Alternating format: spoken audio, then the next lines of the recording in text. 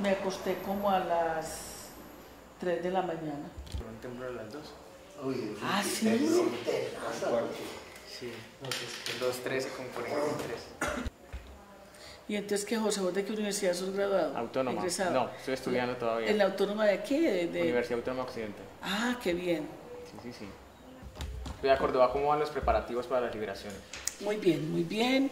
El hecho de que ya se tengan las coordenadas es como la señal definitiva, porque es saber que ya están en los sitios donde van a recogerse las personas, porque además de eso, Brasil, que ha hecho un cambio en los helicópteros, pues da muestra de una mayor solidez en el trabajo logístico que se tiene que hacer. El protocolo fue aceptado por la Cruz Roja, por la FARC, y ha habido una relación muy fluida con el gobierno, y han habido pues las demostraciones por parte de la FARC muy sólidas, muy serias. Yo digo que un proceso muy, muy bueno. Esa liberación que pronto se va a dar, ¿has tenido un diálogo con los familiares del...? Sí, yo hago parte de Colombianos y Colombianas por la Paz. O sea, soy parte de todo un equipo muy grande que hay en todo el país. Hay un compañero que es el padre Alberto, y él es el responsable de las reuniones y de las relaciones con los familiares de las personas que se van a entregar. Inicialmente, pues a mí me toca o me corresponde conversar con ellos, pero la relación ya sigue con el padre y con el Ministerio de Defensa en el caso específico. Bueno, muy bien, la gente no, pues imagínate, están felices. ¿Qué tan viable es tener una conversación con el gobierno Santos en el tema de liberaciones?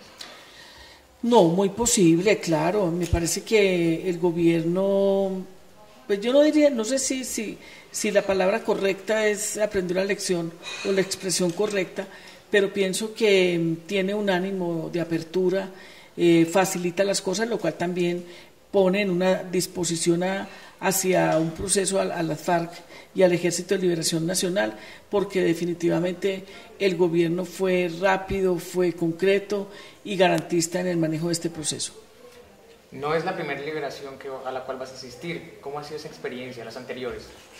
Es una experiencia muy emocionante porque pues es devolver una persona a su familia, pero también es el contacto con una fuerza insurgente muy convencida de lo que está haciendo, o sea que son muchísimas sensaciones, pero yo podría decir que a pesar de las dificultades que me ha entrañado todo este proceso, yo soy una persona privilegiada, porque he tenido la posibilidad de abrir escenarios para el diálogo político en este país, y creo que voy a participar en uno de los procesos más anhelados de Colombia, que es el camino hacia la construcción de la paz, que yo lo veo mucho más cerca de lo que mucha gente se imagina. Ya nosotros podemos estar diciendo que vamos adelantando el trabajo de las próximas liberaciones, o sea, ya nosotros estamos en la parte final, la logística, no cuidamos de que no vaya a ocurrir nada, porque aquí hay en el país mucha gente en contra de estos procesos, mucha gente en contra de la paz, mucha gente comprometida con la guerra, con falsas argumentaciones, y eso dificulta las cosas. O sea, este no es un país obviamente homogéneo en eso, sino aquí no habría el conflicto que existe en términos de la confrontación social y armada que vive el país. Pero es emocionante, indiscutiblemente, José, es muy estimulante, y creo que es poderle uno decir a las futuras generaciones, pues yo creo que yo lo único que quisiera en esta vida es que mis nietos y mis nietas y quienes me conocieron dijeran: fue una demócrata integral que se preocupó por construir otro escenario en el país, y creo que eso lo vamos a lograr. Estoy totalmente convencida. Cuando nos involucramos en el tema de toda la propuesta epistolar con el intercambio epistolar con las FARC, pues mucha gente hizo lo que ya todo el mundo sabe, nos satanizó, nos han perseguido, bueno, todo lo demás, pero lo logramos. Y creo que esta liberación es el inicio de un proceso que ya no tiene reversa en el país. ¿Qué organismos, aparte de las FARC, apoyan la guerra en Colombia? No, pues es que es un estado guerrerista de todas maneras, un país donde hay falsos positivos, desapariciones forzadas, fosas comunes, presos políticos, presos de conciencia, chuzadas, estrategias para perseguir a la oposición, descrédito y terrorismo. Pues obviamente que es un estado y que su sociedad se van involucrando en esa dinámica de la guerra. Muchos sectores importantes de la vida económica, política y social del país, les parece que no debe existir el diálogo sino la guerra. Prueba de ello no es solamente los 50 años que ha vivido Colombia en guerra, sino también lo que han pasado países como Mozambique, por ejemplo, lo que fue el proceso de Centroamérica, que es un proceso inacabado, me parece a mí, lo que ha sido el proceso de Filipinas, lo que ha sido el proceso, por ejemplo, en Irlanda del Norte. Todo esto pues es la demostración de que son sociedades que le han apostado fuertemente a la guerra. Colombia le ha apostado muy duro a la guerra, y yo sí creo que hay sectores de las multinacionales, de los militares, además, que hacen parte de toda esa represión, pero fundamentalmente sectores económicos, no digo todos, pero sí muchos, que le apuestan precisamente a la conculcación de los bienes y de los derechos de este país a partir de la guerra. Es muy triste conocer eso. Yo creo que sí. Por ejemplo, a quienes nos opusimos fuertemente por razones de principios, por principios éticos, a la política de seguridad democrática, nos han perseguido hasta más no poder, porque además nunca fuimos conscientes, nunca quisimos ser partidarios de la propuesta de la seguridad democrática con el argumento de que la gente puede ir a las fincas. ¿Cuántas fincas, cuánta gente tiene finca en este país, o cuánta gente tiene carro? Yo creo que cualquier persona tiene derecho a ser feliz y movilizarse tranquilamente en una sociedad. El asesinato de los 2 jóvenes de la Universidad de los Andes puso sobre los ojos de la opinión pública la verdad de la política de seguridad democrática.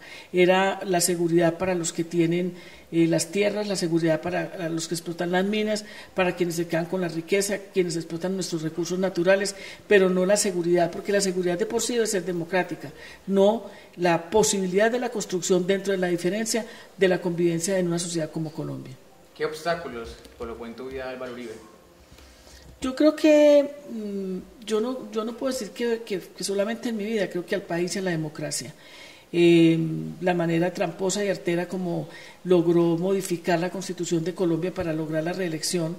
Yo diría que todo el imaginario que logró también sembrar en la sociedad colombiana de que quien se opone, de que quien es diferente es un terrorista, es un delincuente, es un ser peligroso, logró calar de tal manera que en Colombia una masacre no espanta a nadie, o sea, una masacre no llama la atención de nadie, no moviliza a nadie, es más, ni siquiera en la clase media alta, que es además a quienes le pudo haber afectado el asesinato de los 2 jóvenes en Córdoba, movilizó a ese sector de la población. O sea, esta es una sociedad anestesiada ante el dolor, indiferente ante los problemas de los demás, que no conoce de la solidaridad, y donde precisamente yo creo que Álvaro Uribe logró construir mucho ese imaginario, consolidarlo para mantenerse de la manera que se mantuvo en el poder, y yo diría que es muy poco lo que este país le puede agradecer a él.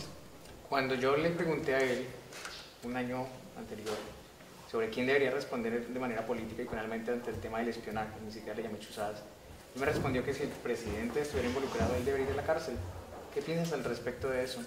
Yo creo que ese es uno de los temas más graves del país, porque yo coincido con lo que tú estás expresando. No era simplemente oír una conversación, era un espionaje del Estado, que además hacía parte de una estrategia de descaracterización de la oposición, una estrategia de buscar desprestigiar a quienes no compartíamos una política gubernamental, una política que además logró una simbiosis entre la oposición y el terrorismo, es decir, quienes estábamos en contra de agroingreso seguro, quienes estábamos absolutamente en contra de, por ejemplo, de la minería de manera vulgar en todo el país, fuimos satanizados de una manera impresionante. Entonces, yo creo que esa es una política de él como gobernante, que se fue convirtiendo en una política de Estado, y él tiene que responder.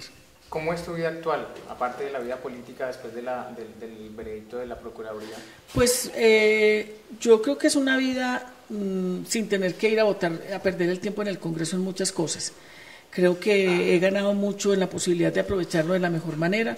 No voy a dejar de reconocer que fue un espacio que yo me gané a pesar de todas las contradicciones democráticamente con los sectores que enarbolamos esa propuesta que yo defendí en las elecciones de hace un año, pero pues tengo que decir que tengo muchísimo trabajo, que lo dedico de la mejor manera a lo que sigo creyendo, que no es solamente y simplemente lo más importante que es la defensa de los derechos humanos, sino la concreción real de lo que estamos pensando, de una propuesta de país que defendemos y que además, como diríamos muchos, que no solamente es nuestro imaginario ni nuestro ideario, sino que por la vida hasta la vida misma, o sea que ya en la etapa de la madurez como en la que estoy yo, donde además he atravesado momentos supremamente difíciles desde el secuestro hasta el exilio y el escarnio público, mantenerme en las convicciones es una gran alegría y es sobre todo el patrimonio ético y moral más importante que yo le puedo dejar a mi familia, porque estoy totalmente convencida de lo que hicieron conmigo es una injusticia. No soy la primera, soy la más visible, pero en este país hay mucha gente en las cárceles simple y llanamente por el hecho de que tienen una postura diferente. Yo estoy viva, pero este país perdió seres humanos tan importantes como Cepeda, perdió más o menos unos 5.000 dirigentes de la Unión Patriótica en este país, perdió a Pizarro, perdió a Galán, mató a Gaitán, es decir, cada vez mata más las esperanzas del pueblo. Nosotros somos una respuesta a la resistencia popular y clara frente a un nuevo país que tiene que emerger de todas estas luchas. ¿Cómo sería ese nuevo país? Yo creo que es el país de la inclusión, es el país de la diversidad, es el país de la construcción desde las diferencias a lo que tiene que ser el respeto por los seres humanos, el respeto por la vida que comienza precisamente por no solamente pensar que una persona que está viva es suficiente, sino tener los derechos, poderlos ejercer, y ese es nuestro gran debate en este país. Volviendo al tema de las liberaciones, ¿cómo son los preparativos? Un día para ti de liberación, ¿a qué hora inicia? Un día de liberación, pues yo diría que no se acaba, o sea, uno no duerme porque la responsabilidad es muy grande. Es la confianza depositada de un grupo como guerrillero como las FARC, que toman la decisión unilateral de entregar a una persona, es la pregunta permanente de si iremos a llegar, si podremos volver a salir, no irán a haber bombardeos, qué irá a pasar cuando nos vayamos del sitio. Es una especie como de cóctel diabólico, porque son sensaciones muy duras, pues de preocupación, pero también de muchísima alegría. ¿Tú ya fuiste víctima una vez de secuestro? Sí. ¿No te da ese miedo? No, yo creo que no, nunca lo tuve o sea, yo creo que si yo dijera que no sentí miedo, sería muy extraño, sería más bien una actitud como medio esquizofrénica, pero la diferencia es que el miedo no me paraliza, porque yo creo que a uno lo que lo mueve, ayer me decía un estudiante en una conferencia que dicté por la tarde, que cómo hacía para mantener vivo el ánimo, mantener viva la capacidad de luchar, y creo que es eso que nos mueve, los principios y la defensa de los seres humanos, pero sobre todo un sentido patriótico en la construcción de nación. Es lo que definitivamente nos moviliza a muchos seres humanos en este país. Si yo le pregunto a Piedad Córdoba en una sola palabra, ¿cómo se identifica, cómo se refleja? ¿Quién es Piedad Córdoba? Yo, una luchadora social. ¿Luchadora? Sí. ¿Qué entonces le quiere mandar a Colombia? ¿Qué mensaje, aparte de todo lo que usted hace? Yo creo que el mensaje más importante para este país que yo amo tanto, que ama tanta gente, es el mensaje del respeto por la vida. Yo no creo que haya nada más importante que el respeto por los seres humanos, el respeto por los demás, el respeto por sus opiniones. El día que nosotros seamos capaces de justipreciar lo que es la vida de un ser humano, ese día creo que empezamos a ganarle la partida a la guerra. ¿Cómo has visto el gobierno Santos hasta el momento? Es un gobierno muy diferente en sus formas, es un gobierno que de todas maneras está buscando puntos de encuentro. Yo creo que si a nosotros se nos abren las puertas para buscar la paz, hay imágenes que a uno no se le olvidan. Yo fui denunciada 2 veces por el mismo presidente de la República ante la Corte Suprema y estoy enfrentando esos procesos. Pero yo creo que no es desde la retaliación, ni desde la venganza, ni desde el odio que se construye. Yo creo que él mismo ya como presidente es consciente que este es un país atravesado por muchas guerras, por muchos intereses, y yo diría que en el tema de la paz lo está haciendo bien, y espero que lo haga mejor.